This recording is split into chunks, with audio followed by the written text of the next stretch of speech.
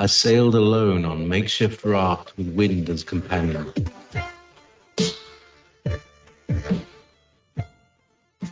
Prayed for deliverance, confidence enough to assess new disposition.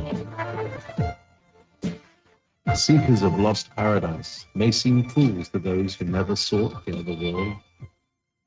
Welcome to Momentary Zen with Zen Garcia. Visit www.fallenangels.tv. You're listening to Revolution Radio. Hello and welcome everybody. I'm your host for tonight, Justin James Garcia, and I'm joined by author and researcher Brother Gary Wayne, the author of the Genesis 6 Conspiracy Parts 1 and 2. Welcome, Brother Gary. It's awesome to have you as always, and I'm looking forward to presenting you these questions. Well, thank you for inviting me back, and it's always my honor and humble pleasure to be here and hopefully answer a few questions that to a lot of things in the Bible that, it's not easily sort of, the dots are connected and so many different passages to consider. So just happy to be here to help in any sort of way. And welcome to everybody that is joining over on Revolution Radio and everyone at youtube.com/ZenGarcia. Great to see you all, and everyone that is like a groupie for Brother Gary. I know that you have a lot of floaters that go from various channels and people that we only see over here when we have you on. So great to see you all as well. I know Brother Gary has so much great information to share, and we're all eager to hear an update on your book, Part 2 of the Genesis 6 Conspiracy. Yeah, so things are progressing slowly on it. So where we are right now is kind of interesting. So the book is up on Amazon and it's up on barnesandnoble.com and other online bookstores for pre-orders. The Kindle edition is not yet loaded up there. It will be shortly. It's in digital format, so it's up to Amazon, who owns Kindle, to release that part and maybe take pre-orders on that as soon as possible. And whether or not they want to release the book sooner or later, the official release date is March 12th, and there's a reason for that. And I'm trying to get that out to as many people as possible, so share the information if it's of interest. There's a shortage within the publication industry of printers because the large companies have bought so many up since COVID. Shortage of labor and a shortage of paper. So one of the things publishers have to do is they have to make sure, particularly for Amazon, because they control well over half the market, that if you put out a release date, you have to hit it. Otherwise, you're going to be, as a publisher, punished for that. So the release date is a safety sort of valve for that possible implication that they can meet the release date no matter what happens. So we're hoping to beat that release date by quite a bit. And when that book comes available, I will make it available through my website. And hopefully Amazon and other stores will make it available as well. In the meantime, they're taking pre-orders. And if you wanted to get a signed copy on pre-order, Genesis 6 Conspiracy Part 2, How Understanding Prehistory and Giants Helps to Define End-Time Prophecy, is up on my website as well for pre-order. So you can pre-order. I'll give you a confirmation on it. And as I get updates, I will advise you of those updates as best as I can. And there's also a generous excerpt of all 84 chapters now up on the website as well. And there's a few other changes going on as we go. I have pricing for multiple books on both books right now. I'm hoping to get a bundling and a mix and match. If not, I'll come up with another way to do that. So the first price break is at 2 to 5 books. So if you wanted 2, you would get a discount off of that. And there's appropriate discounts up to about a dozen books. So I'm hoping to get that done. I'm working with the website closely on it. There's also an easier way to contact me now. There's in the contact the author or information, it has a place up there to send me an email. And again, that'll be my Genesis 6, the number 6 conspiracy at gmail.com email address, but you can put it right on there. Know that'll go through to me.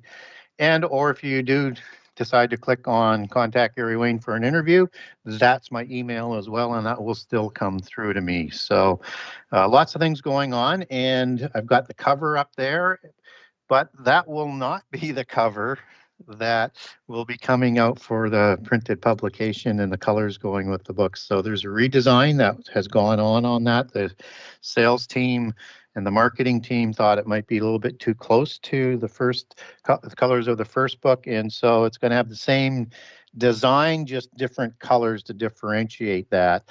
And I've been making that available as to on people who wanted to get on the list to be notified. I've put both covers on there. I think I might like the first one a little bit better, but the second one looks pretty awesome too. So same design, just different color format. It's awesome. We are definitely looking forward to that one. So I do want to welcome everybody again that is joining in. We are taking questions from the live chat over on the YouTube live stream chat over at youtube.com/ZenGarcia. We do have a pre-made list that consists of questions that were asked in the live chat from last month. So if we do not get to your question this month, we will roll it over to be part of the pre-made list for next month. Hope that all makes sense. But without further ado, let's go ahead and jump over into the first question for tonight that comes from Michael Marianetti. Are the fallen angels warring themselves as well as against Christ and Christians? I guess, are they fighting amongst themselves as well as with Christ and Christians? You know, that's a very, very good question. And I think by their nature, one might presume that that's likely to be the case to a certain degree, other than you have to have an understanding that they would still have the same agenda. It would have a different sort of view, depending on how many factions there are and which faction. What we do know is when you're a rebellious group, you could be rebellious amongst yourselves within the group as well. So, and we kind of see that reflected within the visible ones, that there are white hats and there are dark hats. And so they still have the same agenda. Some are more, as the white hats, they are more empathizing with humans and maybe see a small role for us in the future, but the dark ones really kind of want us gone. But it's the same gods they worship and it's the same agenda. So, you know, and possibly some rebelled from Satan, you know. So it's a possibility. I guess on the other hand, though, you know, when Jesus is being questioned by the Pharisees about, you know, casting out demons and things like that, and his response is that it would make no sense that you'd be a divided house on that, because it wouldn't be able to stand. So I would say that from Jesus's perspective, how he looked at the fallen angels and the rebellious ones is that they are a united front. So although I'm open to the idea that there could be those factions, they still would have the same agenda. And as Jesus said, they would really need to be united. Otherwise, it would really diminish their cause. Not that they have an opportunity to win anyways, but they want to make sure with their followers that they believe, that the followers believe that the fallen angels have an ability to win. So I think it's possible. I lean the other way, though.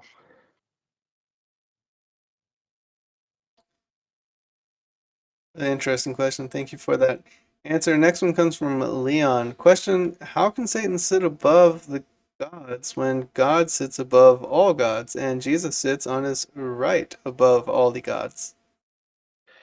Well, it's about hierarchy. So there's a hierarchy of angels. There's a hierarchy even when Satan was a loyal angel, and he may have been second from the top behind, you know, the tripart nature of the Father, the Son, and the Spirit. And so there's inferred hierarchy on both sides, as in an army of angels of rank and order. And I talk about this in fairly large detail in book 2. in terms of the hierarchy of the angelic order. And that when you look at the rebellious nature is you have Satan as the prince of this world who sits atop the council of gods in Psalms 82, and God actually will walk amongst that council whenever he so chooses, as depicted in Psalms 82. So that he still is above that. It's the hierarchy, and Satan is leading the rebellion, and then underneath you can imagine there's probably, by the numerical consistency in polytheism, that there'd be 7 angels, or what we would know as the 7 wandering stars in the Bible. That would be sort of like the Satans, the lower level, the lieutenants or the lieutenants of Satan, as they're described in the book of Enoch. There's Satan, and then there's the Satans, as in plural. But clearly Satan is above those as well. And then you have the tens of tens, and then you have this council of 70. So there might be a numerical order that you might see developing out of that. And, there's the 70 nations that 70 gods of the council would sit over. And there's a consistent sort of pantheon around the world. It's different vernacular names for it, but it's the same 7 all around the world. So I think it makes perfect sense that there's a hierarchy within the rebellious ones, and for a while they have rights to rule over the earth, but God is still above them. Jesus is still above them. The Holy Spirit is still above them. And given the authority or the command to do so, it might be a little bit better way of stating it is that Michael would be probably considered above Satan, because he's the one who is going to take on Satan and his armies in the war in heaven in Revelation 12. So I don't see a contradiction in there, and looking at that as a hierarchical order. In fact, I think it brings symmetry to it. You just have to understand that what's at the top of that branch rebellion isn't the top of the tree where God would be, if you were to use that sort of analogy. So I think it fits. So, and that's kind of how I view the hierarchy of the loyal angels and the hierarchy of the rebellious ones. But God is still the God of everything, and it's as simple as that. Yeah, really great points. Moving through these really quickly tonight. Make sure you add your questions there in the live stream chat over at youtube.com/LinGarcia, and we will add those to the list to be answered tonight or to roll over to next month. This next question comes from Daniel Sullivan. Question: to arrive at a near mid-trib rapture conclusion with Matthew 24, how do you reconcile verse 29? Are verses 15 through 31 all the midpoint? Yes, so this question will take a little bit longer to answer. So I'm going to walk through it. And you could do like a two-hour sort of presentation on this, but the first thing is that we need to understand is that you get a chronological order that's presented in the template that Jesus provides us in Matthew 24, Mark 13, and Luke 17 and 21. And what I do is I like to overlay the additional details that Mark and Luke have on top of the Matthew template, just as I would overlay it, because it's the testimony of Jesus Christ, Revelation onto the template of Jesus, and it all fits if you can take enough time and have enough patience to discern some of the things that it is saying. And just as Jesus also will advise us to call on the book of Daniel based on his abomination at the midpoint of the last 7 years as the marker. And essentially where Daniel is beginning that discussion, which is in Matthew 24:15, which is the time of the abomination and the time of Judah, who are fleeing to the wilderness at that time, and likely the desert as you match up Old Testament prophecies. And in the mountains of Israel in a desert in that area as you match up all of those passages. So in Matthew 15 to 20, you have the abomination with Judea fleeing, and we get that word then, flee, when you see that abomination as a marker. And that's the Greek word tota, meaning exactly that. And it's used throughout the Gospels of Matthew, Mark, and Luke to denote that chronology in the end times that Jesus is laying out for the disciples. And this is the time of the abomination, which Daniel talks about is the midpoint of the last 7 years. It is the time of Revelation 12 when Judea flees the mountains, or flees Jerusalem into the wilderness to be protected for 3.5 years. So we get all of the chronology lining up that this is a very, very important period. And just as it says in, as you move into 24:19, this is a time of woe. And so we get 3 woes in the book of Revelation. One is before the abomination with the Revelation 9 war, following the woe, which is the abyss being opened, and the fallen angels coming out of there that leads to this war that I think is the counterfeit Armageddon that Antichrist takes credit for. And then he marches his armies, according to Daniel 11 in the book of Luke, to Jerusalem, where he's going to set up the abomination, and exactly as 2 Thessalonians 2 talks about.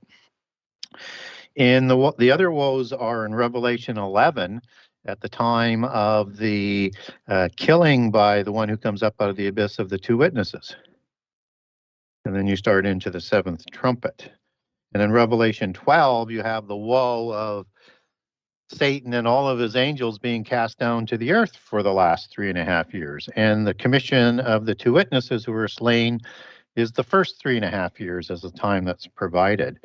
And you also have the woes, alas, alas, alas, which goes back to the same Hebrew word as woe does, and could just as easily been translated as woe there, is the destruction of Babylon that is at the midpoint of the last 7 years as well, when the 10 kings hand their power over in an hour to Antichrist, who just is going to destroy Babylon. And that's the same hour that Babylon is destroyed, first in the summary in Revelation 14, and then in Revelation 18. And it's the same hour that Jesus is talking about in his chronology, and it's the same hour of trial earlier on in Revelation. So you start to see how things are lining up, that there's a midpoint here, and it's after the events that come before the midpoint.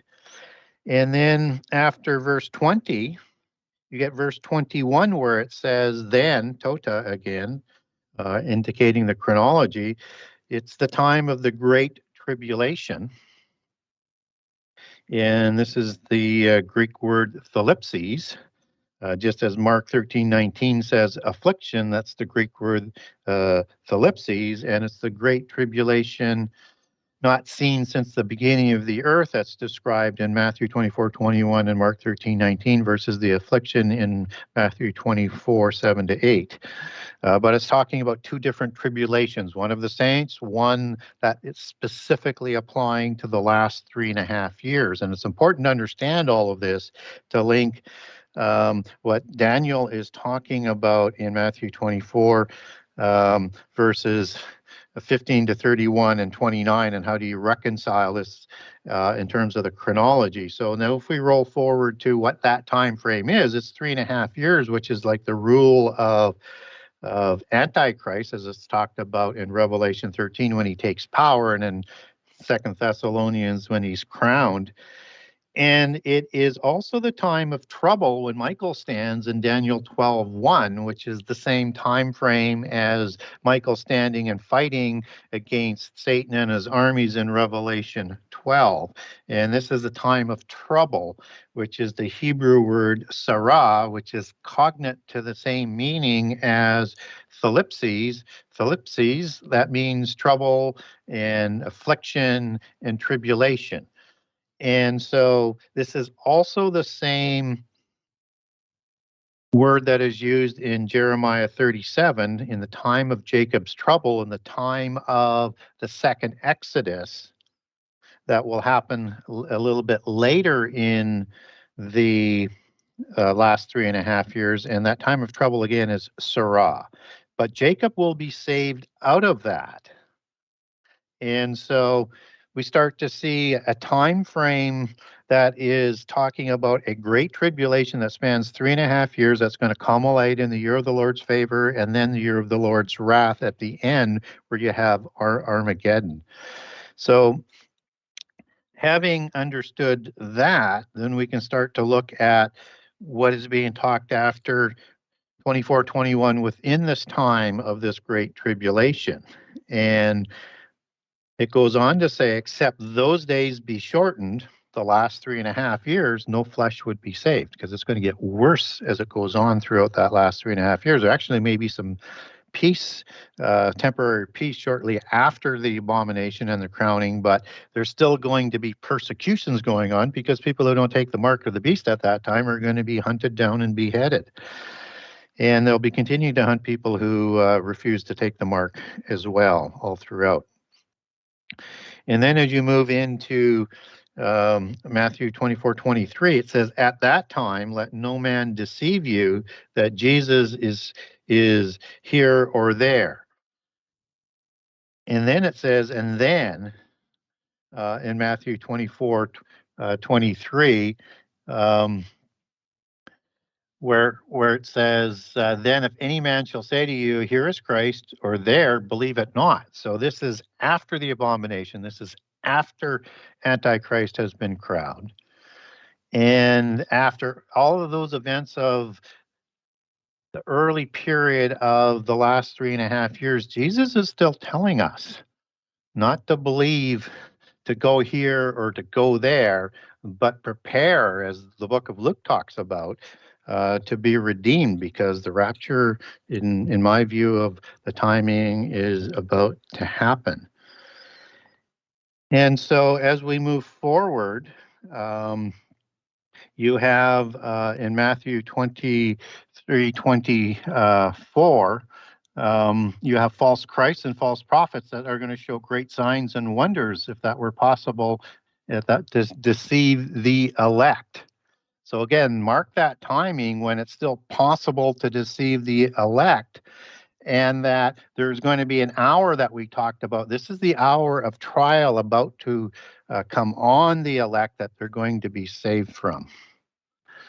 And then it says in 24:26, it's talking about, behold, if you hear him saying in the desert, don't go there. You should be preparing for your redemption and looking high to the heavens, as Luke talks about.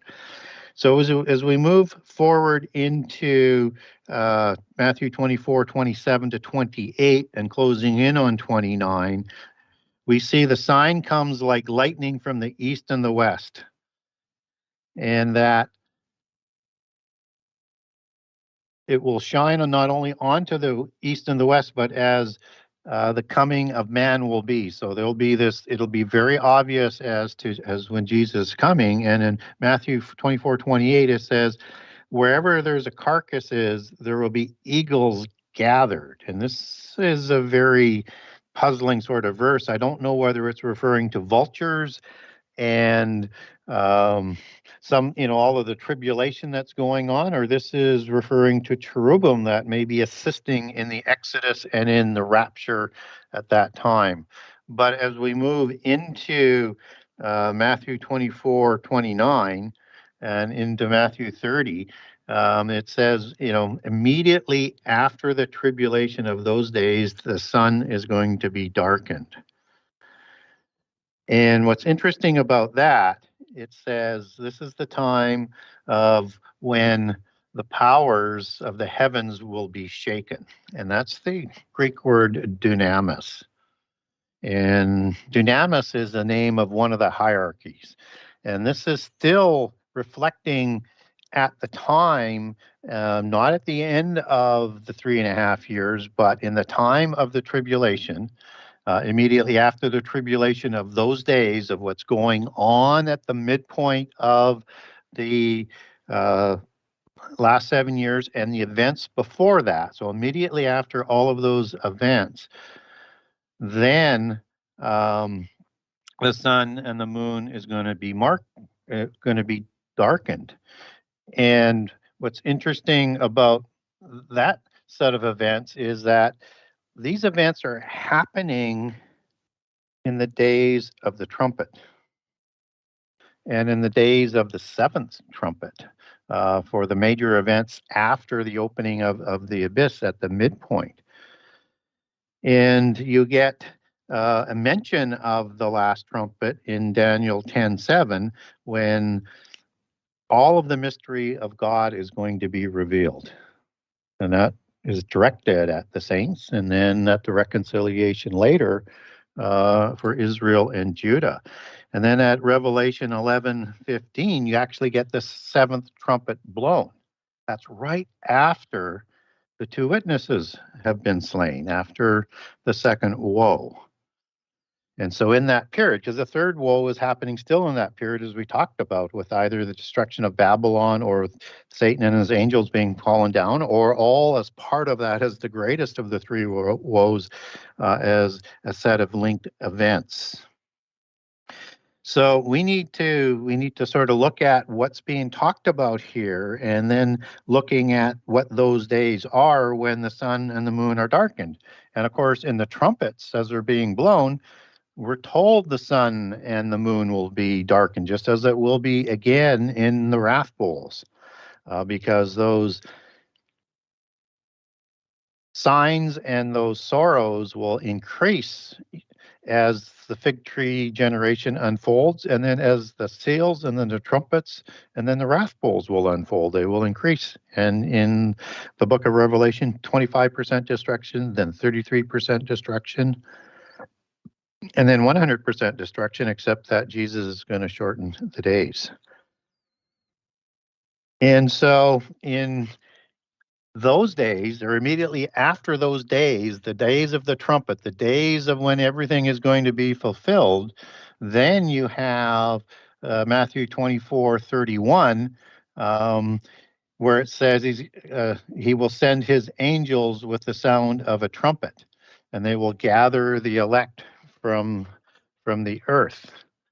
And what's interesting about that is when you look at Mark 13:27, which is again an accompanying parallel verse, but it has an interesting detail to add on there, and I'll just read it. It says, Mark 13:27, and then shall he send his angels, and shall gather together his elect from the four winds, from the uttermost part of the earth to the uttermost part of heaven. So that's referring to a rapture event, and it's in the time of the last trumpet, as what we talked about. And when we look at other parallel verses, we have 2 Thessalonians 2, which is going to tell us to look forward to what happens at the crowning at the abomination, and then there will be the gathering of people. And after the rebellion or the apostasy, so after the apostasy, after the abomination in 2 Thessalonians, and then we will be gathered as the details come out of there. But we also get some other parallel passages. So in 1 Corinthians 15:51 and 52, it's talking about the resurrection sequence. And it's saying that, not all are going to sleep, but will be changed. Those who are not sleeping by inference are going to be changed. Those who are still alive, and in a twinkling of an eye at the last trumpet, in the days of the trumpet. The Bible doesn't use these markers. I look them at as markers. They're not there as just redundant information. It's to help us understand. And in 1 Corinthians 15:23, it's Christ the first fruits, and then after that, when those that are Christ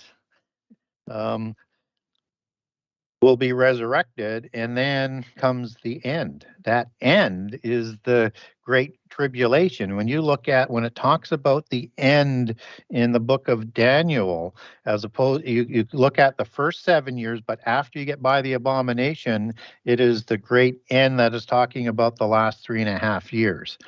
And so we're talking about the rapture happening, and then the end will come. And that's the fulfillment of all of those events that follow after the rapture, just after the midpoint, somewhere in that zone.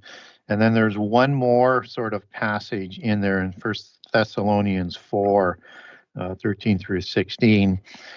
And it says, when those who sleep in Jesus will come with Jesus, and those alive when Jesus comes as well. Paraphrasing it in verse 16, Jesus comes with the shout of an archangel and the trump of God, and the dead and the sleep will rise first, and then the rapture. And so that lines up pretty well with what Matthew 24:31 is talking, and when it says, and he shall send his angels with a great trumpet, and they shall gather his elect from the four winds from the end of heaven to the other. And as Mark says, they'll gather them to heaven.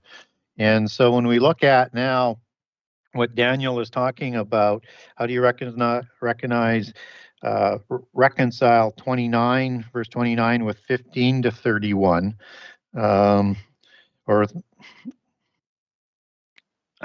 maybe I misunderstood the question to a certain degree, but I'm looking at how do you reconcile what it says in verse 29 with all of the other chronology before and after. Everything sort of falls into place if you just kind of let it. And you could use a lot more scripture to fill in, but the point is that Jesus has provided us the template, and if we allow it, and if you overlay what all the other prophets say, all the other apostles, all the disciples, and overlay it onto Jesus's template, Old Testament, New Testament, it just fits.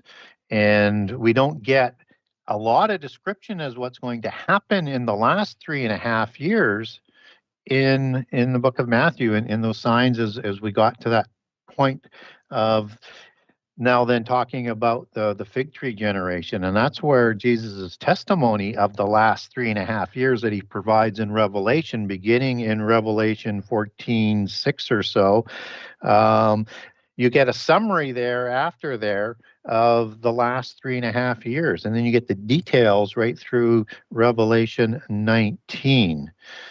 And what's also interesting in Revelation 14 is we get the last of the first fruits before that summary, before the rapture, according to the chronology in Matthew 24, where you have the 144,000 depicted in heaven as first fruits. That would be the last of the first fruits. So by implication,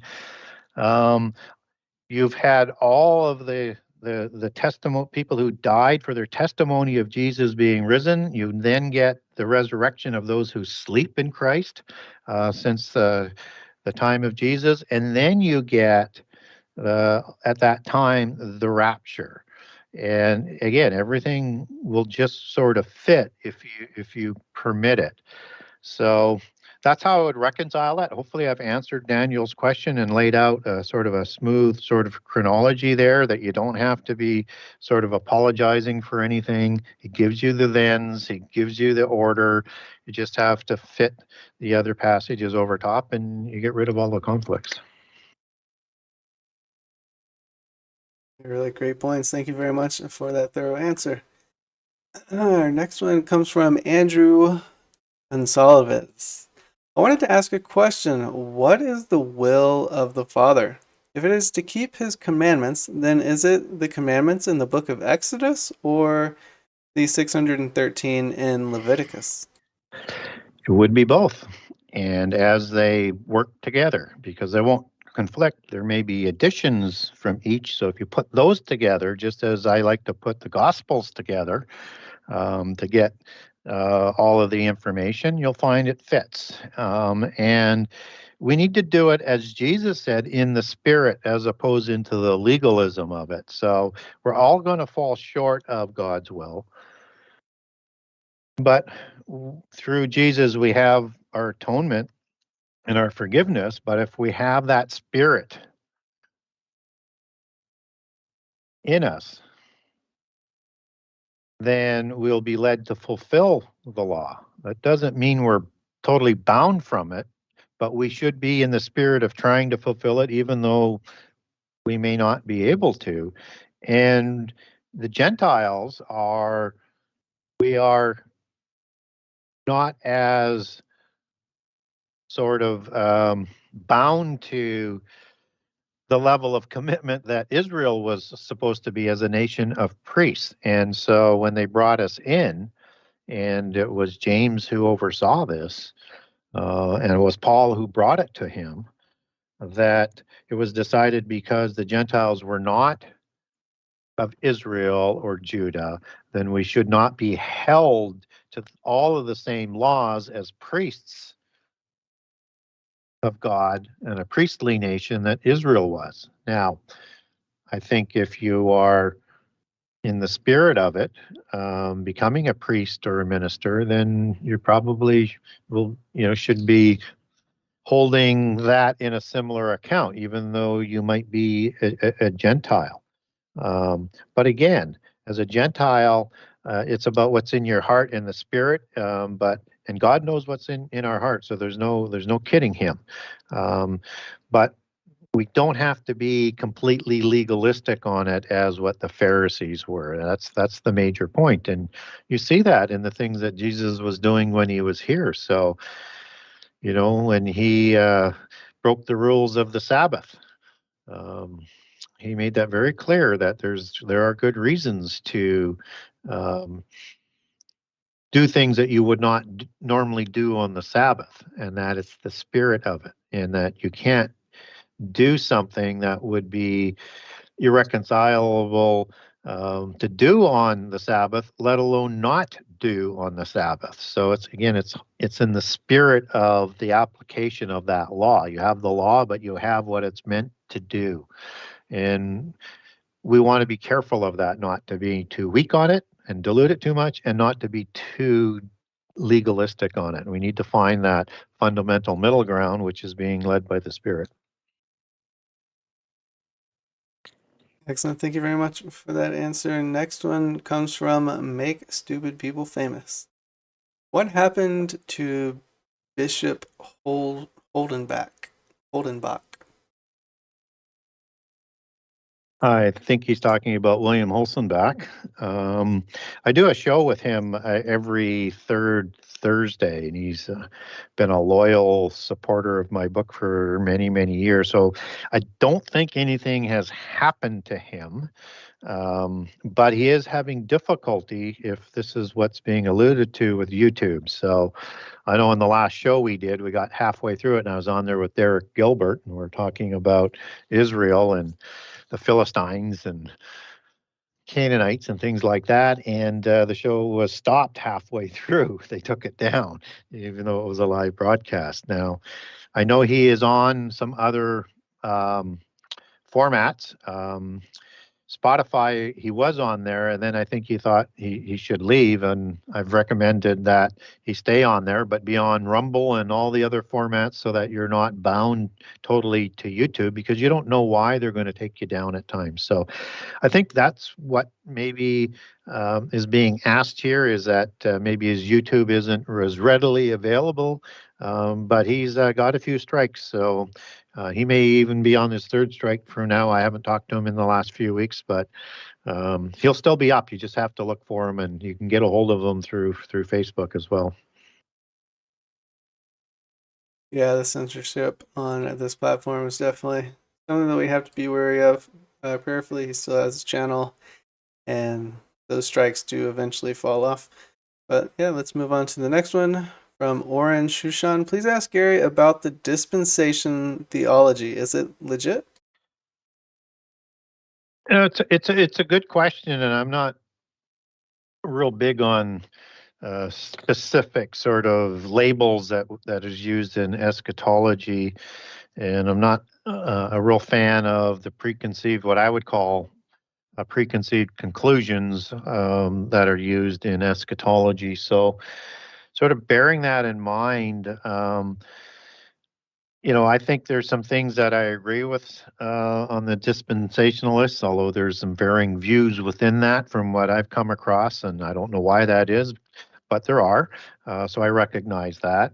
And there are some things that I disagree with it. So, but I, probably on any approach, on any doctrine, you're going to have disagreement on some things. So I'm not here to drive in any wedges. I have a little bit different approach. And so my approach doesn't necessarily fall into any of the preconceived conclusion interpretations. I just let the prophecies fit together as Jesus laid the chronology down for us. I try not to make it any more complicated than that. So the concept, as I understand it, is that you have this theology that seeks to interpret the Bible by dividing it into certain periods in terms of how God would deal with his chosen people. And I think, there's a lot of truth to that to a certain degree. I wouldn't get too caught up on trying to label every aspect, but I certainly would agree that there was a time before the flood. And I think there was a time before the Sethites returned to believing in God, after the birth of Seth, and then I think his firstborn after that. And then you have that sort of period after Noah, or with the commission of Noah. And then so you have that flood, and you have some different things going on there. And then after the flood, you've got an age before the creation of Israel. You've got an age, and God is dealing with his peoples, and he's also dealing with bringing about Abraham and reinstituting a monotheist religion amongst the peoples. And then you have the creation of Israel. So you have the period of the two, of the two empires. And then you have one being lost into the Gentile nations until the end time. And then you've got the tribulations of the covenant that Judah is going to go through until they're dispensed into the peoples as well, but this time in a visible sort of nature. That we recognize as the Jewish people today. Then you've got the resurrection of Jesus, and you've got the period of the church, and then you've got a millennium that's going to happen after that. So I think there's you can divide things up that kind of way, but I think we want to be careful to use that to try and maybe make some passages mean what they don't mean. So we don't want to reimagine scripture, and we don't want to leave out the inconvenient ones, and everything has to fit. So typically with dispensationalists, there's a pre-trib rapture, which I think you can make a good biblical case for. I just think that it doesn't include all the verses, and there's a bit of fast footwork trying to make things sort of work within that sort of doctrine. I do agree there's a last 7 years, and there's a 7-year tribulation, so I think that's part is true. It's just, when does the rapture happen? And that's not a huge sort of split. It's just, and it shouldn't be used to divide Christians in any sort of way. But if you get into a position where you are saying that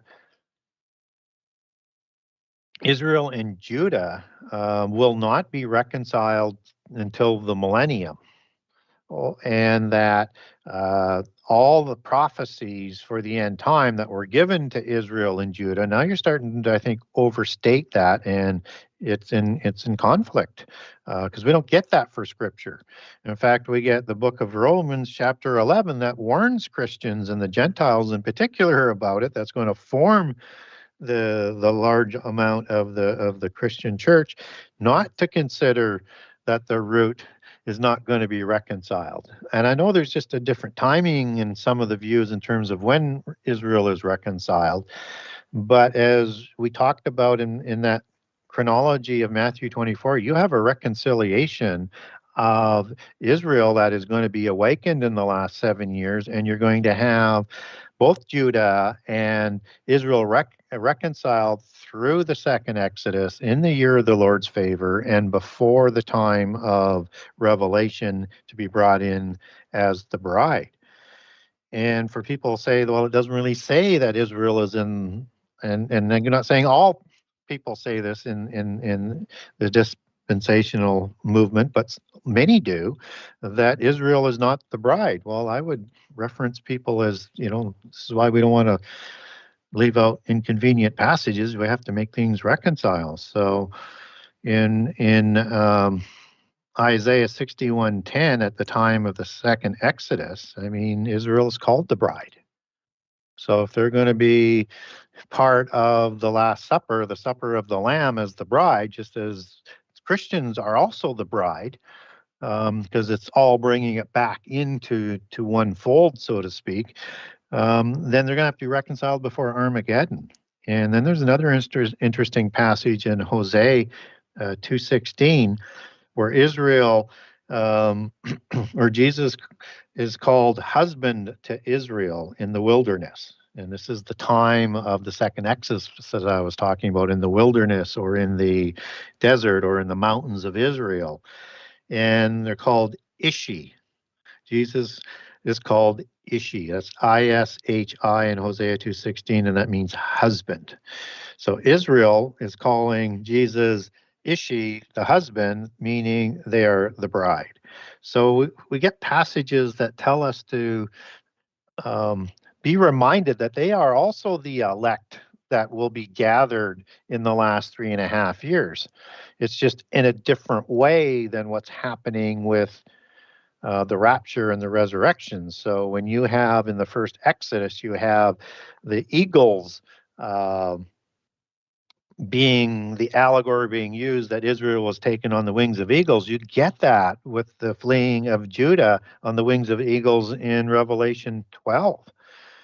And that happens in the last 3.5 years. So the elect can be the chosen of Israel as the root, and it is also used many times for those other, let's say, preterists who would say that the elect is only Israel there, versus what's going on with the the opposers of the preterists will say that there's no Israel or Judah there, but you have that definition applying to both, because we're grafted into that holy covenant, and Israel will also be reconciled back into that covenant, and a new covenant will be provided while they're in that desert, and God will write his laws on them as we go into the millennium. So I know not everybody agrees with my chronology, but hopefully, the more I talk and we talk about things, it starts to make some sense if you just don't get caught in preconceived conclusions.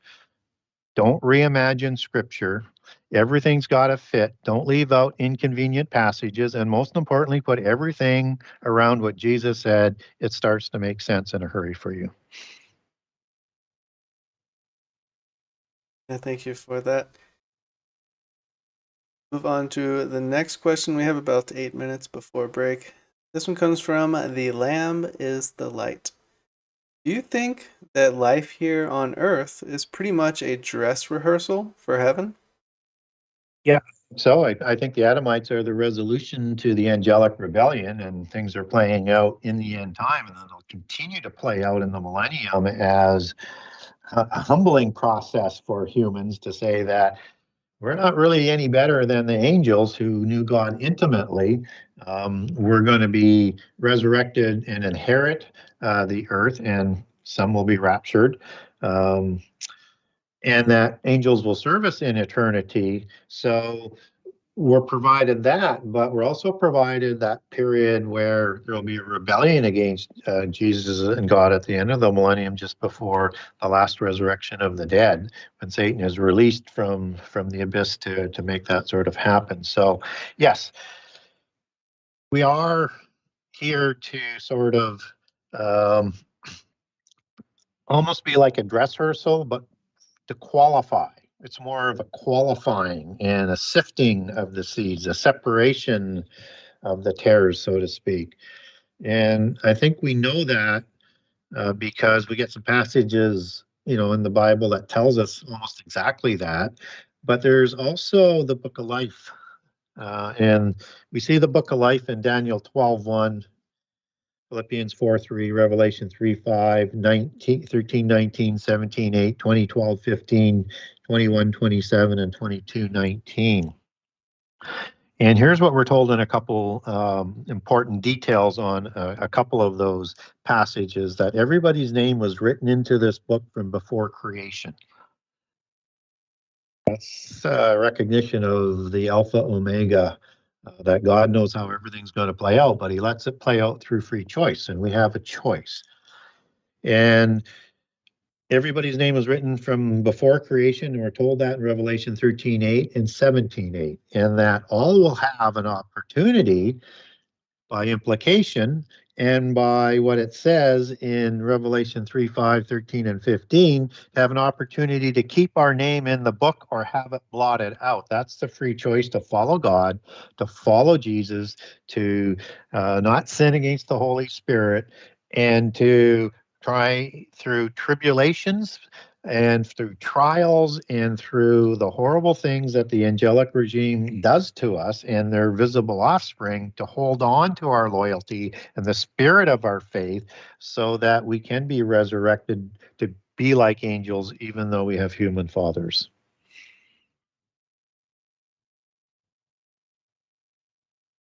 Awesome. Thank you very much for that answer. Next one comes from Douglas. How do we know that David is resurrected for the second Exodus? Because we're told that David will be resurrected. So I'll walk people through this fairly quickly. We've talked about second Exodus, so let's lay in a few more passages here. So Micah 5:5, we're told 7 shepherds and 8 principal men will be raised at the time of the end when the Assyrian is in the land. And this is the time of second Exodus, as the book of Micah is talking about. So we know some people are going to be raised. They're probably part of the first fruits. Just as there'll be many first fruits, but as part of the first fruits, or ones raised specific for Israel's reconciliation, I would expect David and others like Elijah would be raised, and we don't get, I can't really associate the names to who else will be here, but those are the ones that we're certainly told about, and we also have 2 witnesses that might be part of that as well. But for the 7 shepherds, that's referring to Exodus. And in Matthew 2:13, the breaker and king will pass before Israel for their Exodus, just as that is what we're being told in the book of Isaiah and Luke when it talks about the year of the Lord's favor, breaking Israel out of the prisons from around the world for Exodus. And just as we talked about in Jeremiah 37, the time of Jacob's trouble, that they're going to be saved out of that. That's the time of the Exodus. That's the time of the great tribulation, or the great trouble and Jacob's trouble of Israel. They'll be saved out of it. And so Jehovah and David will break them out of it. And that's when we're introduced to David as being part of it. Now I'll move that forward to Ezekiel 37:21-23, where you have Jehovah, which is Jehovah of the Elohim. That's the word of God. When the Elohim said, the said is Amar speak, that's the word Jehovah, as in Genesis 1, for example. And there will be one nation of Israel at that time, and there will be one king at that time. But it doesn't leave it just there. It says in 37:24 and to the end, it says in 25, it will say, David will be Jehovah's servant and the king. And so we have passages where David's going to be alive in the time of second Exodus. And what's interesting about it, that those passages in Ezekiel 37, it follows the resurrection of Israel, where they are judged, just as Daniel 12, as we talked about in the time of trouble, Sirah again, that many will be raised from the earth, some to everlasting life and some to death. And that's the judgment of Israel in preparation as the pride to get them ready before the supper of the Lamb. So after the rapture, probably in the year of the Lord's favor, in that period, and then you have the year of the Lord's wrath. So I know we're coming up to commercial time, so I'll leave it there, but I think that's enough passages to sort of give you an idea that the Bible adds more, and you just need to look for those similar passages, and it'll provide you more detail. But David is clearly described amongst us in the end time. Perfect timing. All right. Thank you for answering all these questions. We'll be right back after this break to continue on with this Ask Me Anything with author and researcher Gary Wayne. We'll be right back. I love motherhood. Your partnership with Sacred Word Publishing goes further than the publishing of ancient manuscripts and weekly video content. You also make a huge impact across the earth in orphanages in Myanmar, India, Uganda, and Kenya. Your support is crucial for the development of the ecclesia of real truth seekers. We thank you for joining us in hosting Secrets Revealed, Momentary Zen, the Digital Readers Club, Ask Me Anything series, and other shows that have helped lead so many to the truth of salvation. To become even more involved, please visit patreon.com/sacredwordpublishing, where you can partake in exclusive, interactive, patron-only content and help us continue shining the light of love in this darkened world.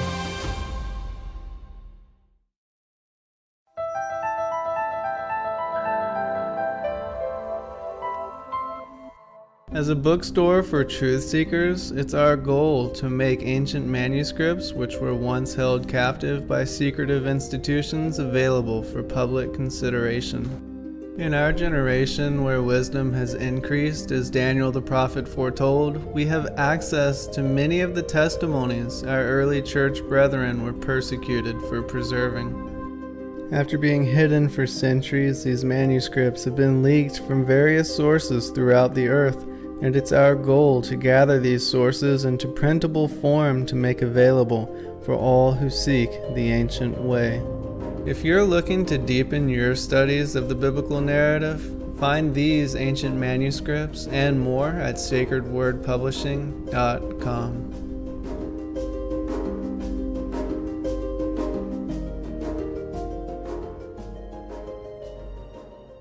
I love motherhood more than I could have ever imagined.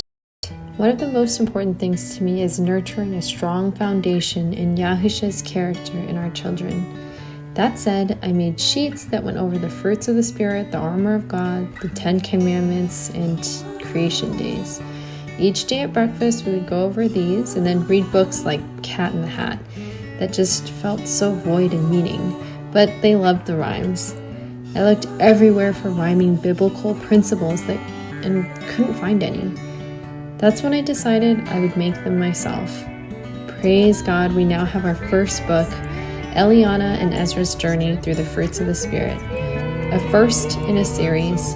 Every morning we now can continue to build strong principles even through rhymes, and I wanted to offer it to the babies in your life too. Please go to Sacred Word Publishing and search Fruits of the Spirit to get your copy, or you can go to prophecyforchildren.com. Thank you so much.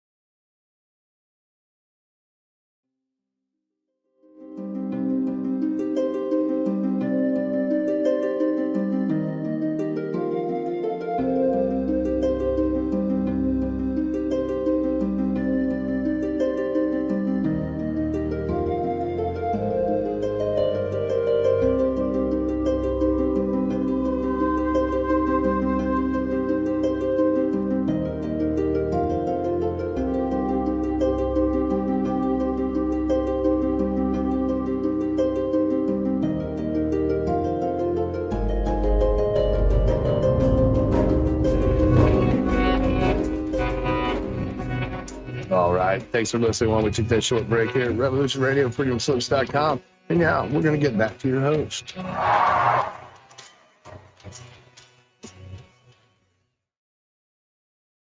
Hey, welcome back, everyone. I'm your host for tonight, Justin James Garcia, and we are going to continue our 50-second Ask Me Anything with author and researcher Gary Wayne, the author of the Genesis 6 Conspiracy Parts 1 and 2.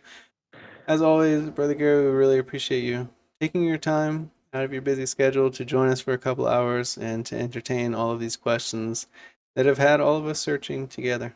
We really appreciate you, and especially everyone in the audience. We appreciate you coming and joining and being part of this awesome truth-seeking family. If you do have questions for Brother Gary, please do write them there in the live chat at youtube.com/ZenGarcia. I will be taking down those questions and adding them to the list.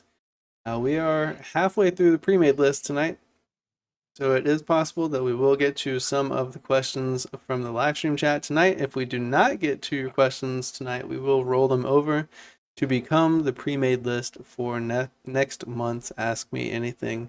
Before we get back into the questions, Brother Gary, could you share where we could find a copy of your awesome book, The Genesis 6 Conspiracy, Parts 1 and 2? Yes, so you can go to my website, www.genesis6conspiracy.com. That's the number 6conspiracy.com, just as my email, genesis6conspiracy@gmail.com, is the number 6 as well. If you're trying to get a hold of me through the website or directly. And on that website, I have a generous excerpt of all 98 chapters of Book 1, and I now have a generous excerpt of all chapters of Book 2, in all 84 chapters in Book 2 on the website as well, and that you can order a signed copy from the website.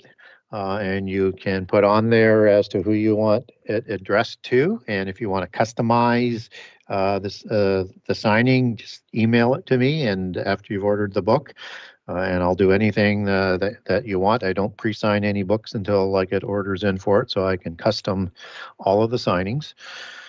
Just need to know. And you can also pre-order the book for a signed copy now as well.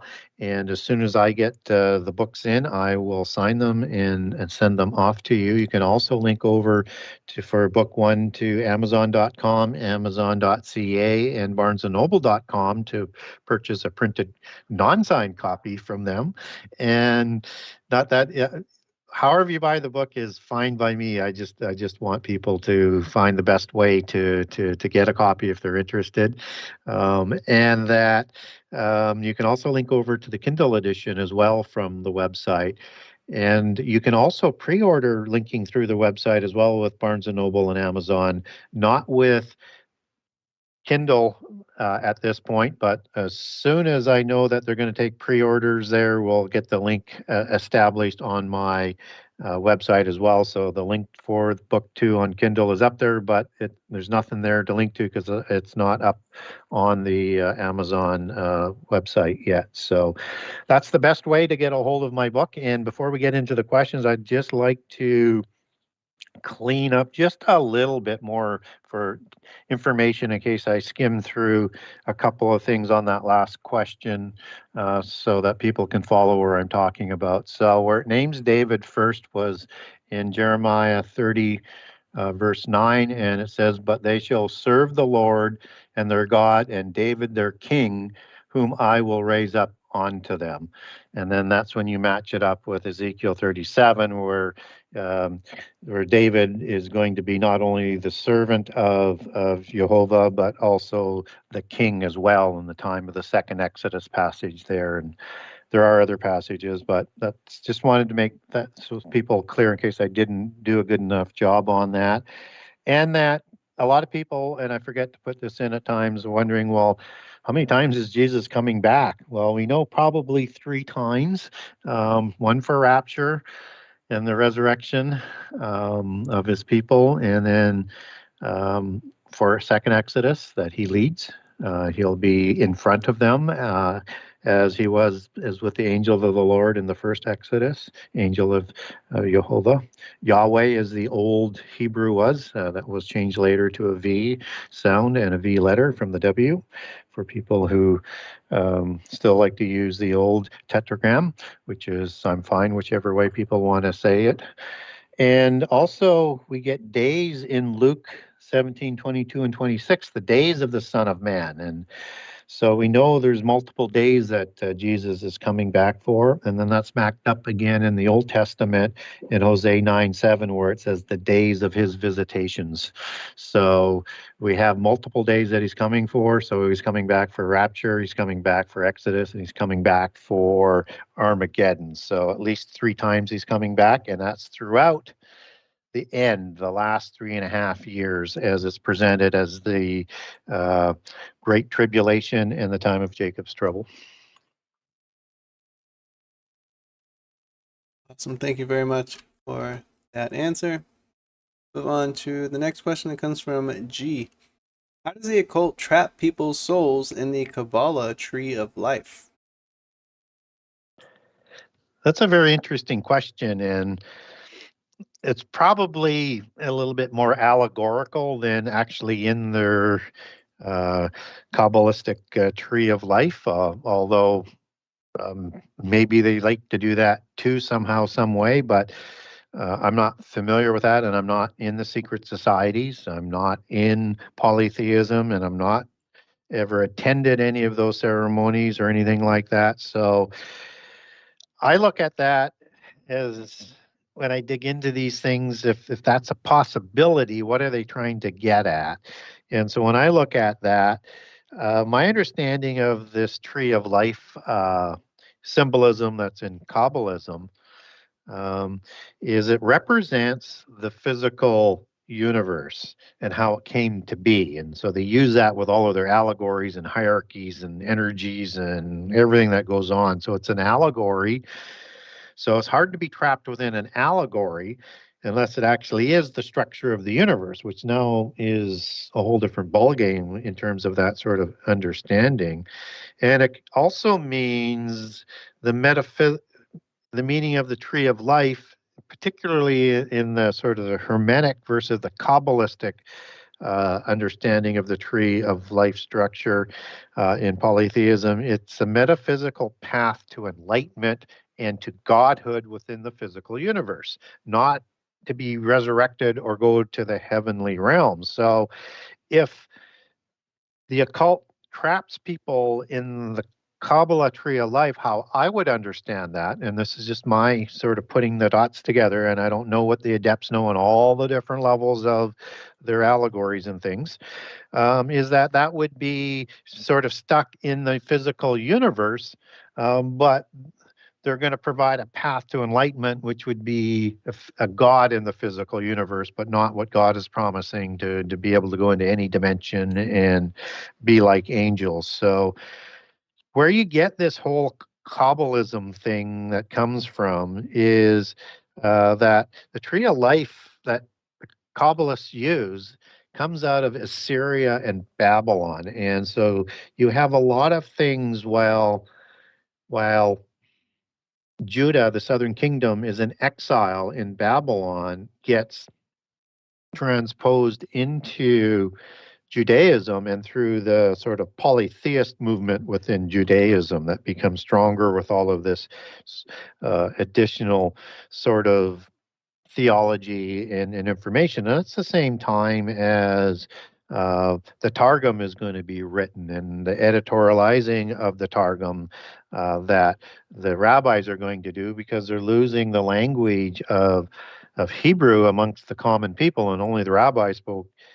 By the time they get back to Jerusalem, for sure, the only language that the people in Babylon, except for the priests, is Aramaic, which is the language of the empire. And so to communicate what's in the Bible, they're going to use Aramaic, which the Targums are traditionally first written in. and they're going to add information and editorialize, and you get things that creep in that maybe ought not to be there. So if you're reading a Targum and it's not consistent with the Old Testament, might be one of those things that they add up, and we should use Scripture as our basis, not the Targum, but we should consider what the rabbi said, but see how that fits throughout the whole Bible, and that includes the New Testament.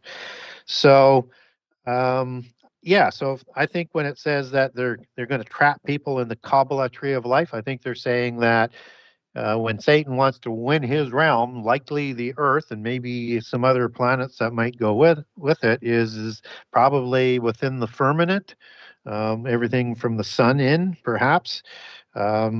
Or maybe even a little bit larger. We don't know what their grandiose schemes are, but that's how you would be trapped within it. And I think it's an allegorical term, just as it's an interpretive religion, and you have to be an adept and educated in their mysteries and at the highest levels to understand all of the meanings.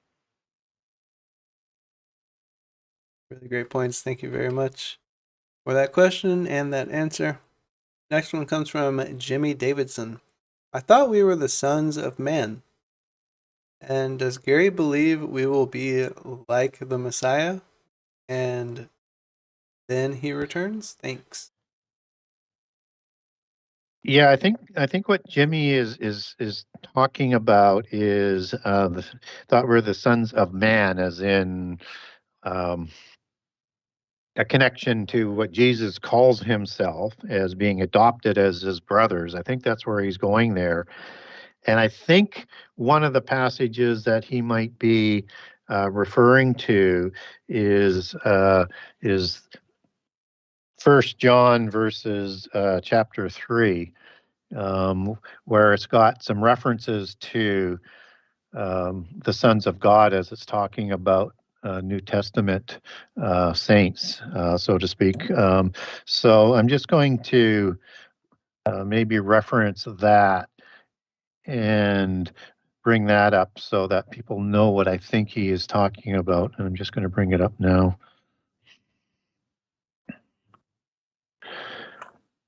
So starting in verse 1, though, it says to the effect that the Father hath bestowed upon us that we should be called the sons of God. Therefore, the word knoweth us not, but because it knew him not.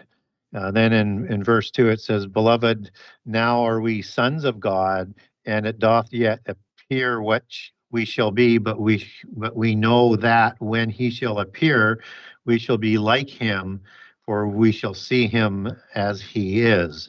And every man that hath this hope in him purified himself, even as he is pure. So I think that's what he's referencing to.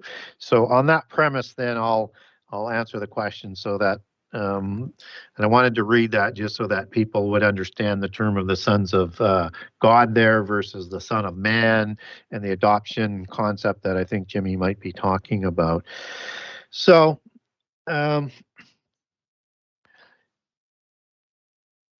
we will be like Jesus when we are resurrected, and we will be like Jesus when we receive a different kind of body in the resurrection.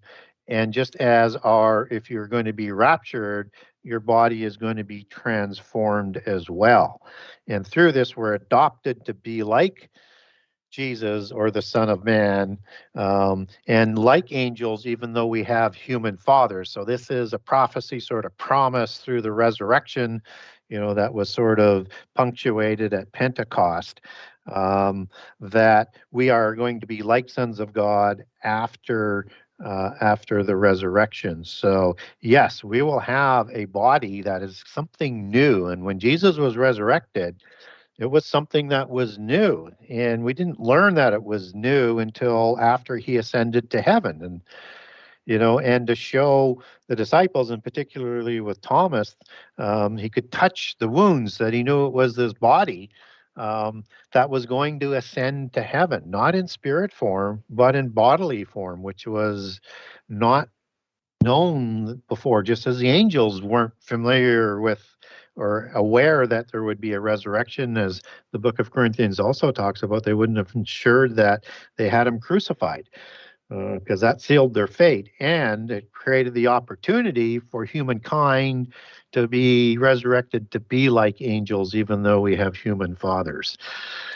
And so this new body can go between heaven and earth, and our new bodies, because it will be like Jesus's body, will be able to go between heaven and earth. And as it sits at this point in time, you would have the angels that are in spirit form in heaven, and they would be in spirit form on earth, but have ability, as Hebrews 13 and the Sodom and Gomorrah narrative, and the angels coming to Abraham just before in the Sodom of Gomorrah narrative, shows us that they can take a physical body, touch the physical world, and we don't even know they're angels if they don't want us to know they're angels. So they have the ability to take a physical form in the physical world, to interact sort of physically.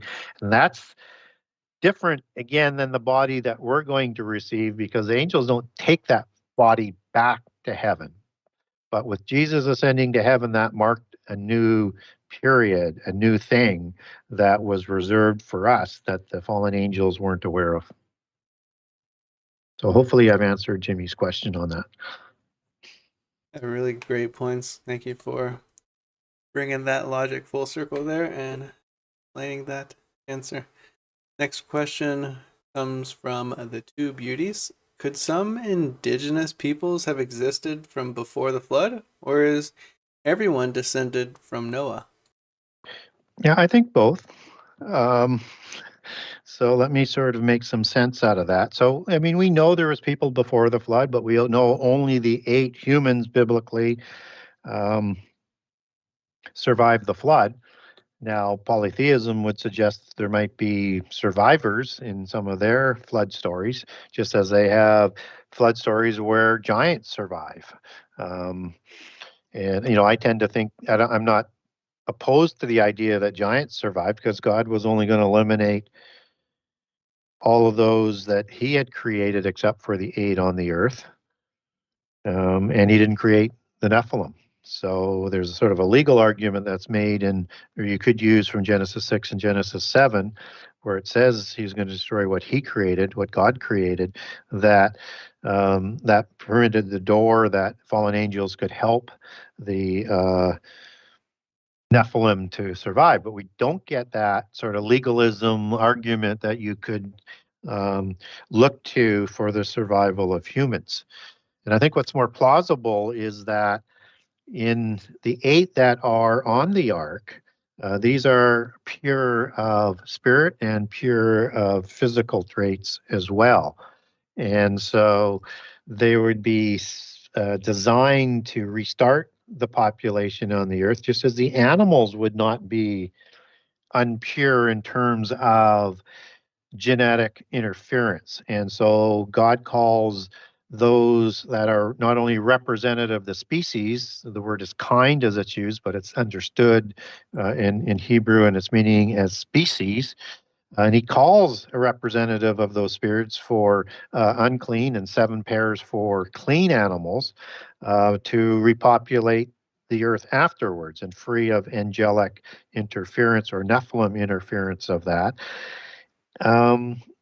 So one would presume then that if you could have indigenous and the 4 races before the flood, and then again after the flood, then they would be part of the ark, and that would probably come from the wives. And even though they would come from the races, you would have pure stock, both spiritually and physically with that. So one presumes that Noah likely received his wife from within the Sethian line, but the wives are not named on the ark.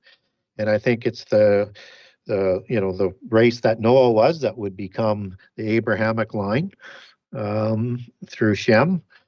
And that you would also have perhaps from the people of day 6, with multiple peoples being created, that specific those races, and it could have been 4 races created on day 6, or there could have been three, and Adam being created in the Eden account would be the fourth race. And one of the ways I get there is understanding that I think when I look at the differences between Genesis 2 and Genesis 1, they're not reconcilable, and I don't believe the Bible is in conflict, so it's indicating two different creations. I have a great set of documents and comparatives on this. If people want to get a hold of me, I'll send it to you.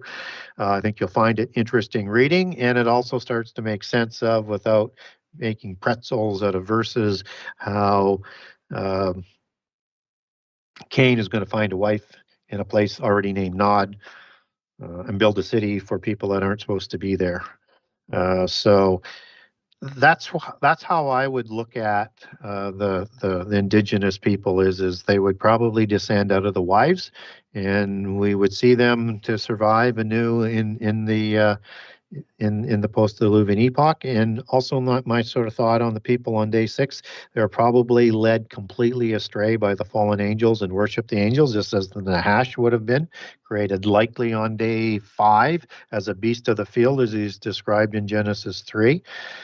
Because we're not accounted for when he's created, other than he's a beast of the field and he's a walking, talking, intelligent being that deceives Eve in the garden, likely helped and coached, or maybe even an avatar of the avatar Satan, just as Satan was with Judas when he entered into him, to give Judas the courage to continue to turn Jesus in and have Jesus crucified. So again, another indication, just with that last one, that Satan had no idea of the resurrection, period. Otherwise, he wouldn't have ensured Judas had Jesus crucified. Oh, and one other thing I think I should mention on that is it also makes sense then of Genesis 3:20, where Eve is the living of all things. So all 4 races that we see, she is the one that's taken back to, and the only way that you can do that is through Noah, through the sons, and then an intermarriage with other races, unless there was some other, and this is possible too. I just, from biblically, it makes to me more sense on what I just showed. But you could have God have those genes put in the body, but it would make more sense to, I think, to happen the way that I've got it, that it's the wives that are providing those genes. Yeah, really great points. Thank you very much for sharing that one. Next question comes from Truth Seeker in his service. Who was/is Lilith? Is it true that she was Adam's first wife? And is there any relation to Jezebel? Yeah, good question. So we talked earlier about the Kabbalah tree and how polytheist Assyrian Babylon doctrines likely entered into Judaism, even though you had the Essenic. And again, I have a great document on the scenes if you don't think they're a polytheist and want to get a hold of me. I talk about it throughout book 1, but what I give you is the biblical side and the church father side and the historical side to how we know the Essenes were polytheists from the Therapeutate of Heliopolis, as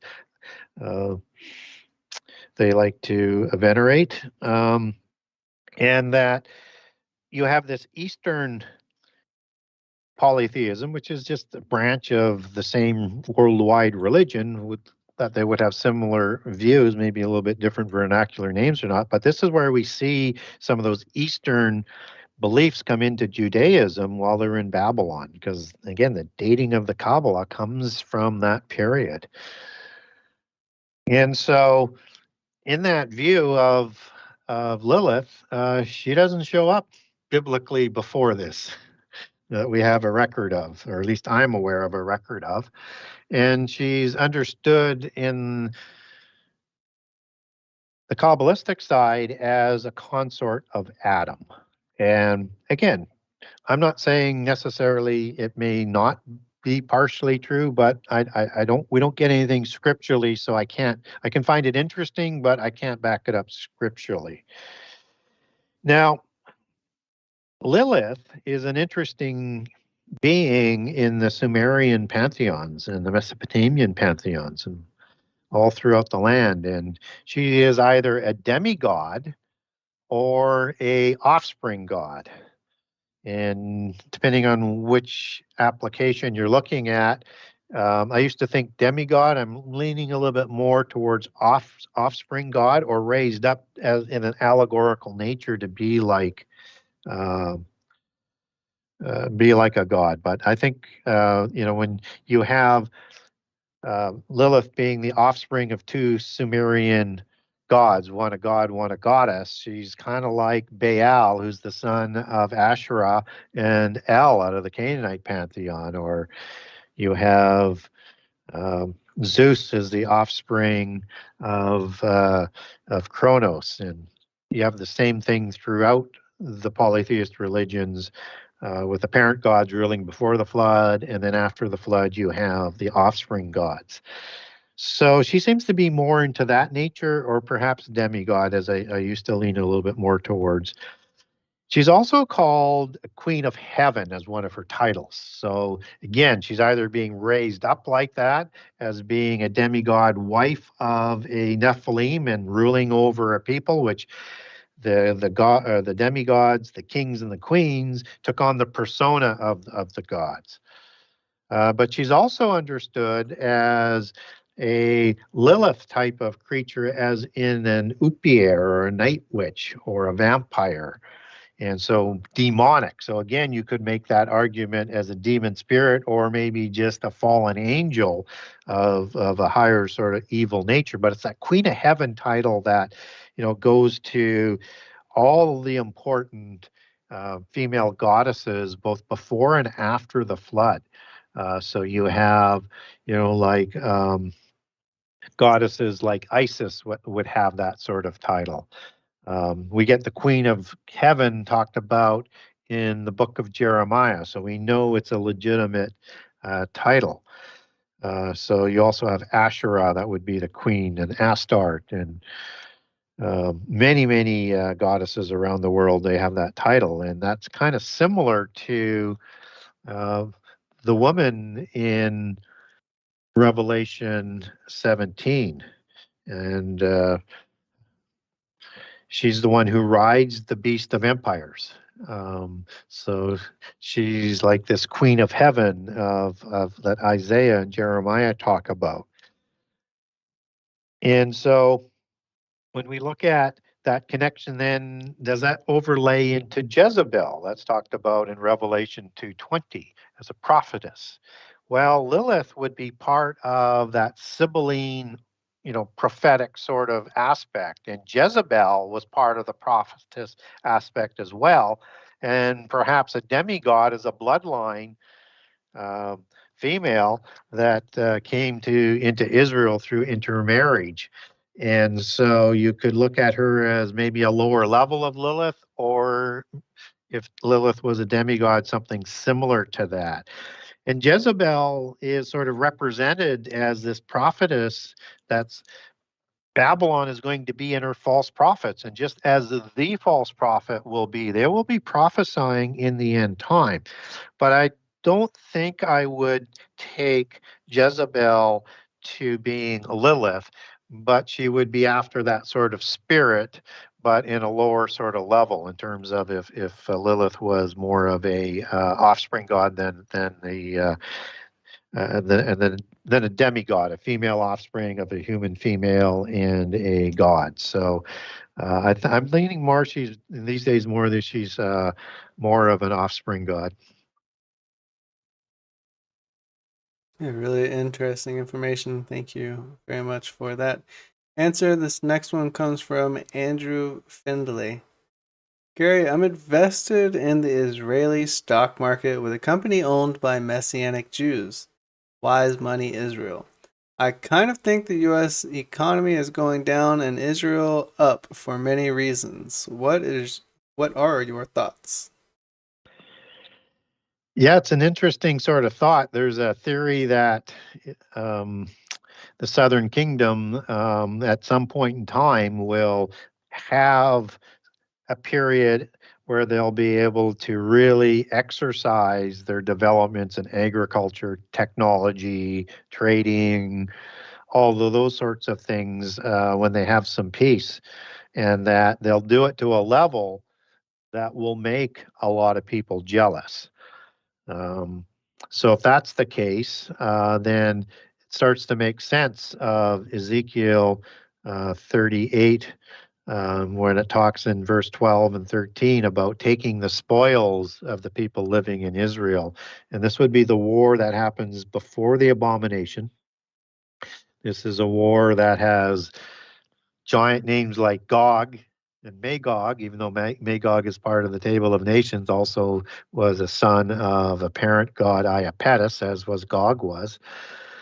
And, it's Gog of Magog, chief prince of Mesech. So you might imagine that there are some spirits or giants that are going to show up in the end time, but with the releasing of the abyss, you're going to have the terrible ones that are being released from the sides as well. And one presumes there's going to be an oiketerian or a cloned body, a soul in a body for them to participate in, or they're going to take over a human body, which maybe Daniel 2:43 might indicate from a possible other translation. Instead of reproducing from the seed of the beast empire giants, it would be to possess them. But I'm speculating there. But it's the spoils that are being taken.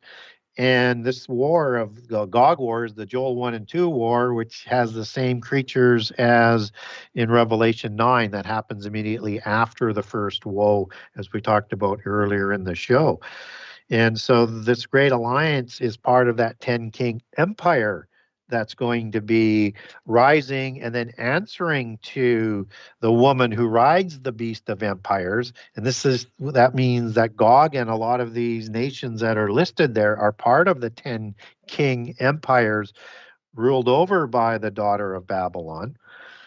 And they're going to object to the success of Judah. They're going to remember how many punishing blows were provided on many members of the alliance over the number of years. And they're going to move in to take the spoils, the goods, and the cattle. They're going to carry away silver and gold and great spoils, not just spoils in 13, great spoils. And that's why it's talking about the silver and the gold. So where does all of that come from?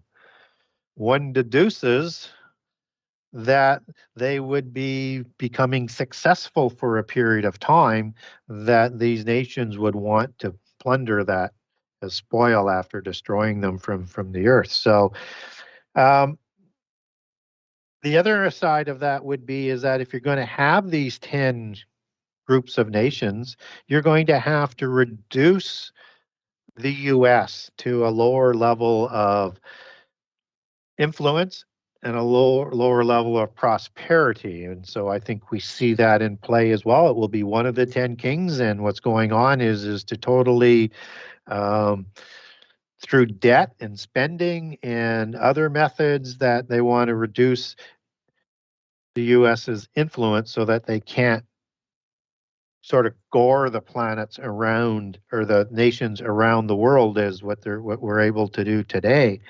And so they will have to take a back seat. And that will allow in the European globalist world order that China and Russia are objecting to, and you're going to see more line up against the European ways, even though the US will still continue to be the attack dog until they can't afford to do it anymore. And that would suggest then that the U.S. is going to be going down and wealth is going to be reduced, and that debt's going to be a huge issue that they're feverishly trying to destroy America with right now in the spending. So there's a possibility of that. The trouble is you can't sort of extend what that time frame is because we don't know when all of that happens and how fast that happens. So you could get punished in the meantime by moving too quickly. And I'm not here to advise anybody financially, but there is room to think that the U.S. would play a smaller role, an important role in the end time, as one chapter of Isaiah talks about.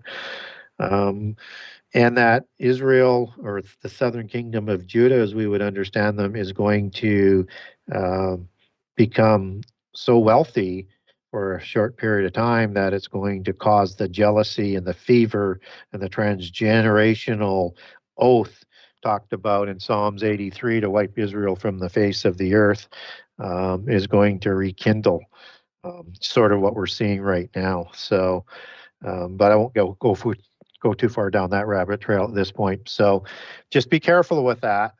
You don't know the timing. So I'm kind of a wait and see because I'm not sure exactly how close we are to the last 7 years. I know we're closing in on it, but lots of things still to happen.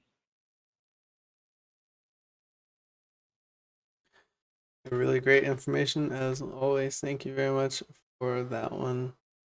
Next question comes from The Lamb is the Light.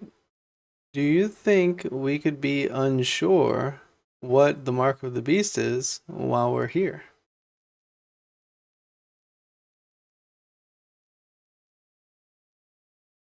I don't think so. I think that it's about seducing people into accepting it and preparing them to accept it, and then the promise that comes with it. Uh, I think that people, I mean, we're told very clearly that it's going to be a mark. We're close. It's going to be in the hand and it's going to be in the forehead. So anything that is suggested to go into the hand or the forehead, or to worship Antichrist, or to worship Satan, those are clear things of that mark of the beast, period. But we're going to see different levels of the developing mark of the beast as the Babylon system starts to come into play, and the Leviathan system eventually comes into play with the mark of the beast. So at the midpoint of the last 7 years. So I think we're going to be pretty sure that we've seen it a number of times, but it just isn't quite the full implementation. But I expect Babylon, my anticipation would be, and my speculation for Babylon is that they will show something so similar to the mark of the beast that by the time Antichrist wins his counterfeit Armageddon and counterfeits a whole bunch of other different things of Jesus's pedigree and prophecies, and the false prophet is there doing miracles, and the other false prophets have been predicting doom and everything that they're doing through contrived catastrophes of the sorrows, it's going to make such a case that this is going to be a good thing and they'll be well prepared. Only the people who have a strong commitment to the literal understanding of the Bible, to Jesus, to God, and the Holy Spirit are going to be strong enough to resist the deceptions that are coming. That's why we're going to be saved from that hour of trial, because even the elect would be deceived. So, yes, even though we'll see it coming and we'll recognize it, but there's going to be tribulations for us before that as well. There's going to be genocides before, but there's going to be a point where it's going to seem like, well, I guess we were wrong. It's because he's obviously the Messiah, and even the elect would be deceived. So we have to be aware of that as a possibility, but we're going to see it develop, and there's going to be an extended play on the ramping up of that, and the tribulations and the persecutions by Babylon that come before Antichrist, because the blood of the saints are on Babylon in Revelation 18.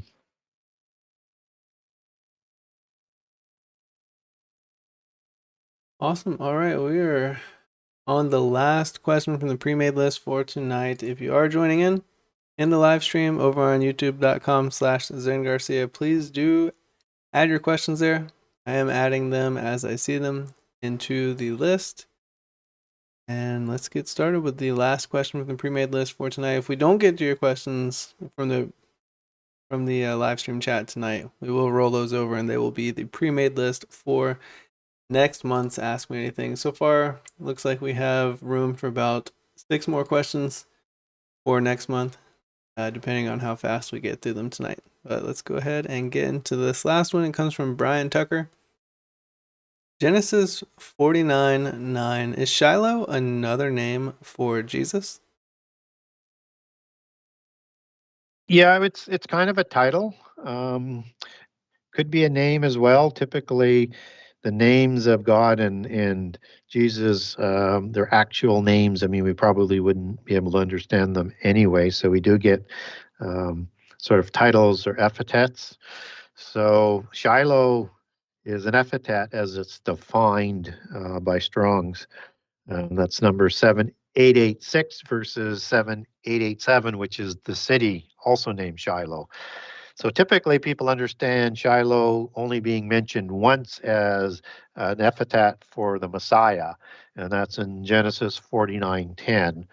And that's when the scepter will not depart Judah until Shiloh comes, and that's understood to be the Messiah, and that's when he's going to rule with a scepter, and as talked about for end time prophecy and beginning with Armageddon and the millennium thereafter. So but I think there's might be a couple other verses that you could look at Shiloh not being the city, even though it can be used with association. It's the wording that would suggest perhaps you could look at Shiloh as another example, as a title, an epithet, another name for Jehovah, the word. That's in Jeremiah 17:12 and 14, if people want to look that up and read what it has to say. It's just sort of wording that I would think could also mean they're talking about Jehovah there. And Psalms 78:60 would be the other one. All the other ones that I look at, 32 times, I think it, so except for 3 of those 32 times, I think are all for the city of Shiloh. But I would, I look at those 3 verses as possible as referencing the Messiah there as well.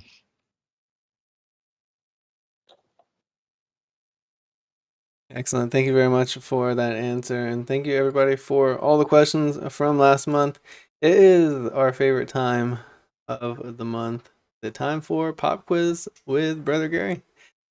Before we get into it, Brother Gary, can you please let us know where can we get a copy of your awesome series, The Genesis 6 Conspiracy?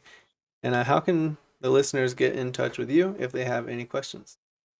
Yeah, so the best way is to go to my website, the Genesis6conspiracy.com, Genesis 6 with the number 6conspiracy.com, or contact me directly at Genesis 6 Conspiracy, again with the number 6, Genesis 6 Conspiracy at gmail.com. On my website, you can contact me through the interview line highlighted on the media page, or you can go to author information and contact the author. There's an email and a form there. That's that Genesis6conspiracy at gmail.com email on both. It's behind both there, so it will come through to me. It may take me a while to get back to you, but I will get back to you. So if you wanted to get some documentation, let's say, on the differences between Genesis 1 and 2 in terms of the creation of Adam and day 6. I have a couple of documents on that. I can send it to you, or if you're looking for a document on something, just name it by topic. And if I've got one, I'll send it to you. And you can also ask questions, and I will answer them the best I can for you.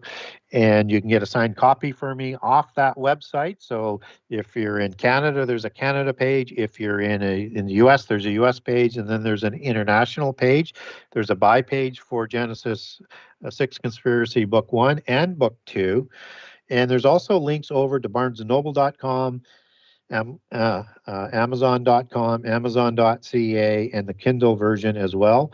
And you can pre-order the book off my website to get a signed copy, and you can link over to Amazon and Barnes & Noble to pre-order there as well. You can't do that for book 2 for pre-order on Kindle yet, but I'm expecting, because we have the digital copy available to them, they'll have that out sooner than later for pre-order.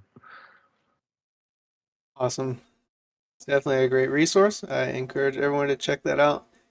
Yeah, just reading the table of contents and all of the free content that you have put out is definitely going to captivate you. Definitely check that out if you haven't already. So let's get into our first question for the live stream chat. These questions are taken in order received. This first one comes from Daniel Sullivan. What and when is the last day of the book of John? Is it the last hour and the last time, and how is it related to the end? Well, I think Daniel might be referring to the book of John as opposed to the epistles of John. And I think he might be referring to the last chapter on there. Just read that question to me one more time so I make sure I understand his question properly. Sure, I did add it there in the chat on Skype as well. Check that one out. But I will read it here. What and when is the last day of the book of John? Is it the last hour? 1 John 2:18, and the last time? Oh, 1 John 2:18. I'm Just not sure bring if that they're one up. referring to gospel and then epistle. I'm not really sure there. Maybe you can make some sense of it. If not, we can ask Daniel Oh, I think for it's some I think it's clarification. the epistle. And that verse would be, little children, it is the last time, as ye have heard that Antichrist shall come, and even now there are antichrists, whereby we know that it is the last time. So I think that's what he's asking. Is that in the last days, or is that in sort of a last sort of period type of thing? So when we look at that word time, that's hora, which can also mean hour. It can also mean a season. And so it can mean a period of time as well, so, or a point in time. And so if we look at that word last, it means, and it's the Greek word eskatos, and it's last in time or in place, last in temporal succession. So let's now make that in terms of what is being talked about there. That there's an antichrist spirit that is with us all of the time and has been with us. We don't know for how long of a period of time. One presumes it's probably like a demigod-like spirit, but could be angelic as well. We don't have a clear definition on that, but it could have been here before the flood or created with one of the original Nephilim spirits as well. And it's always around and it's always lurking. Because any time could be, as far as the cultist polytheist belief system is to bring about the end time any time before the ordained time. So they would like the last time even before where we are now, because they want to do it on a time that's not the ordained time. And even then, there were many Antichrist type figures. That shows that we're going into the end of this age, and we know that it is the last time. They just don't know exactly when that last time will be. And so when it's talking about, is that the time of that time? Yes, because they don't know exactly how far away the end time is. The understanding had not had enough ability to put everything together yet to do it. And we know that because when, the disciples, they're asking for when Jesus was coming, and Jesus provided his oration. And we know that even after Jesus has died, many of the disciples were thinking it's going to happen within their lifetime. But things have to be fulfilled in a way that permits the chronology and all of the prophecies to happen in their proper times. So we want to be very careful of predicting exactly when the end time comes. So is it talking about then as being the last period after the resurrection? Because again, from the disciple perspective, they know there was only 1 week of years, only 7 years reserved. So that if it came sooner, it could even be within their lifetime. But we haven't seen that last 7 years yet. We just, from my way of understanding prophecy, and I know there's disagreement out there as to whether or not we've been through the end time or not, and we're in the millennium. But I can't sort of reconcile that in my own mind. So, and scripturally, so I'm thinking, and anyways, to answer Daniel's question without going down another rabbit hole here, is that it's talking about both. And so what we do know is there will be the true Antichrist come in the end time. And will there also be multiple antichrists coming in the end time as well? But there are antichrist figures that are always ready to go. So you could look at Julius Caesar. You could look at Alexander, who is a classic one that is in Daniel 8 as an archetype for the Antichrist and coming from his, one of his areas of his empire that would have included Rome as well. And you also have Nebuchadnezzar, and you've got Nimrod, and you've got people all the way through that could have been an antichrist if that was the time, and if the restrainer hadn't been removed to permit that individual from being possessed, I think, or controlled by this antichrist spirit to carry out what it's been trying to do since the beginning. Awesome answer. Yeah, thank you for looking into that one. Thank you for sharing that information. Next question is from Andy81. Is Baphomet Azazel? Yeah, that's a very good question. So I think so.